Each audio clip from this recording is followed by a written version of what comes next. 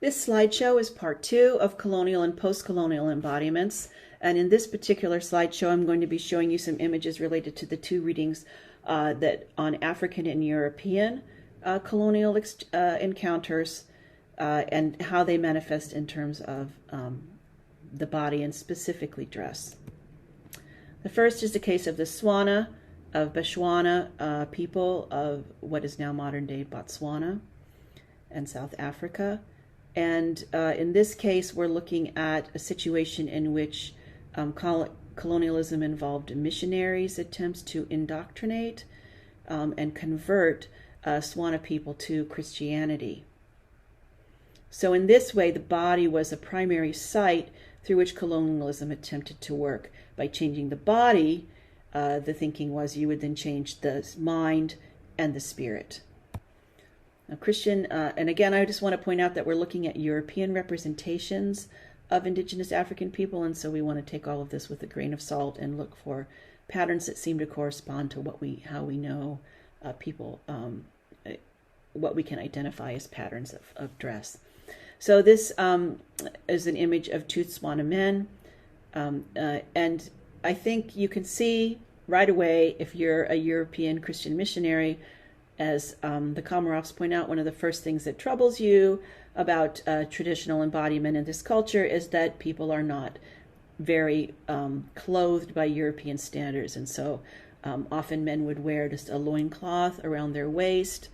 And then the other thing that people did that was very of concern to the European missionaries was that they wore animal hides on their skin. And we can see in both these cases, both men are wearing an animal hide around their shoulders as a kind of cloak.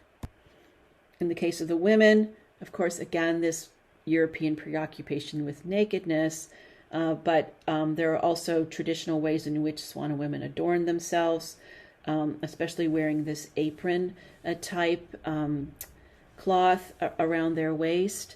And again, as in the case of the men, animal hides worn as a cloak over their shoulders. And just one final European image here is, again, we see that especially the figure in the center kind of resonates with some of what we associate with this culture, which is the use of animal hides in particular, as well as the loincloth for the men. Now, as I said, when Europeans encountered this culture, there was very much a preoccupation with trying to get Swana men and women to dress in a European style that was considered modest, that was considered clean by European standards. But as we know from the Komarov reading, this was definitely not wholly successful, and that these indigenous Africans they incorporated aspects of European dress, but they kind of did so on their own terms. Here's another image of traditional Swana dress for men and women.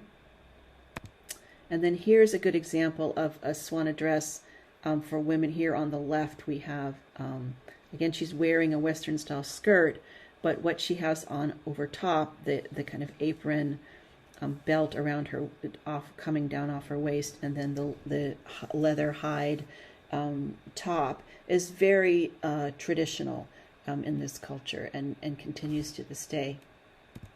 Interestingly enough, the primary areas in which we see both the adoption of some aspects of European dress as well as kind of continuing of a folk dress, post-colonial folk dress, is with women, again, often for ritual occasions. And so there's two aspects of this that tend to manifest in Swana folk dress. One is the color blue being very predominant in the costume of women, and then the draping of a blanket over the shoulders and secured like a cloak, very much in the same fashion that an animal hide would have been traditionally done so in the culture.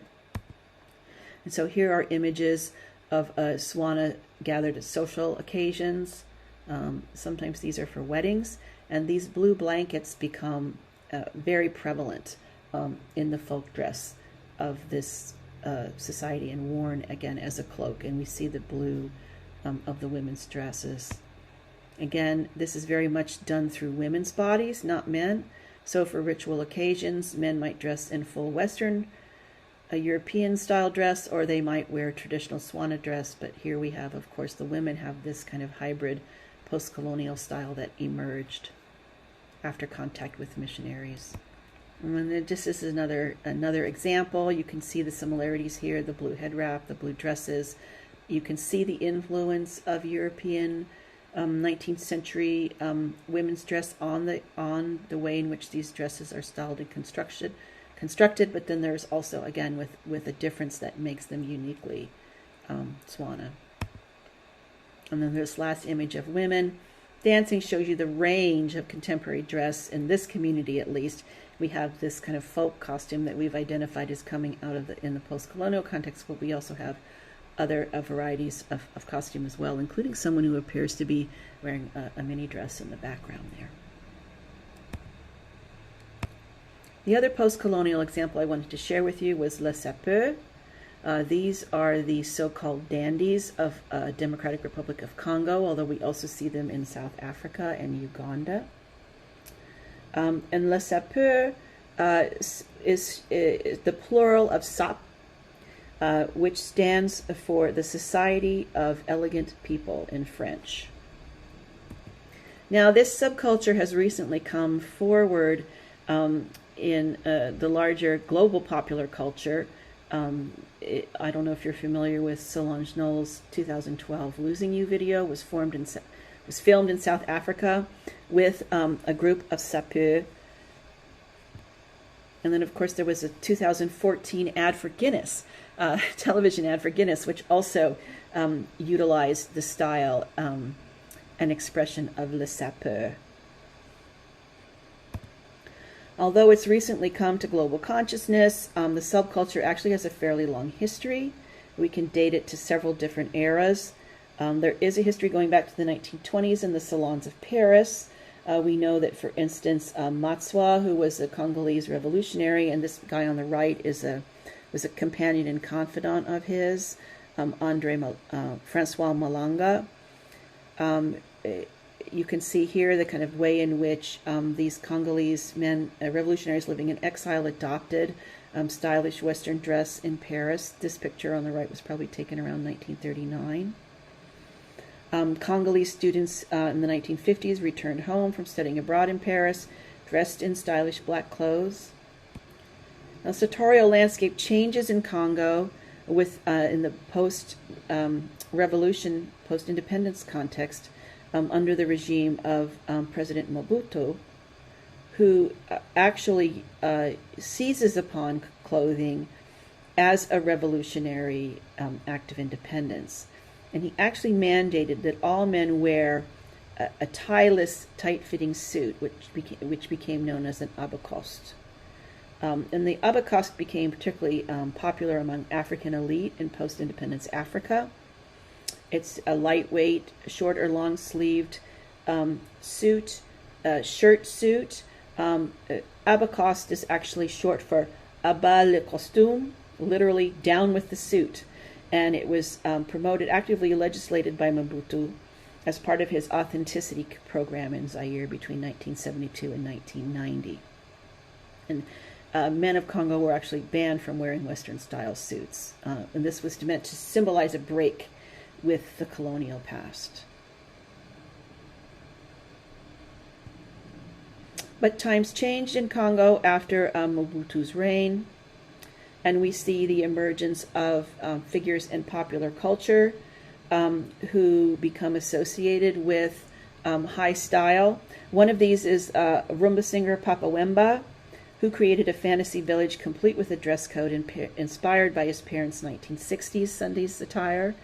And so Papa Wemba was actually considered one of the first modern sapeurs, in that he dressed very stylishly and incorporated a lot of Western fashion in a very flamboyant way. And so here are some images of contemporary sapeurs. And one of this subculture is predominantly located in Brazzaville in Congo, although there's also some presence in the capital of Kinshasa. Most of these pictures that I'm going to show you are actually from Brazzaville. And this subculture has been documented by several prominent photographers, some of whom are European and some of whom are actually Congolese. And you see here there's a kind of visually for us, this interesting contrast between the high style of the sapeur and the urban life or village life around them. And you'll also see this fellow down here in the bottom left is incorporating Scottish tartan and a kilt, which is something that you see repeated across some of the sup style. Here are kind of two contrasting generations of sapeur style. Here we have the classic men's suit, and we always see this with necktie, pocket square, shined shoes. Everything's exquisitely tailored, often brightly colored. The young men on the right are replicating a similar kind of high style, but utilizing African fabrics. Here's two older gentlemen sapeur. The fellow on the right has been part of the sapeur subculture for over 35 years. And you see in this case the kind of really classically styled European suit. And then there are certain accessories that these men often wear as well. In addition to the pocket square and the tie, we often see them carrying walking sticks. They're usually wearing hats. Sometimes they're carrying umbrellas or wearing gloves. And then also pipes are another accessory that and sometimes sunglasses are worn as part of the overall sap ensemble.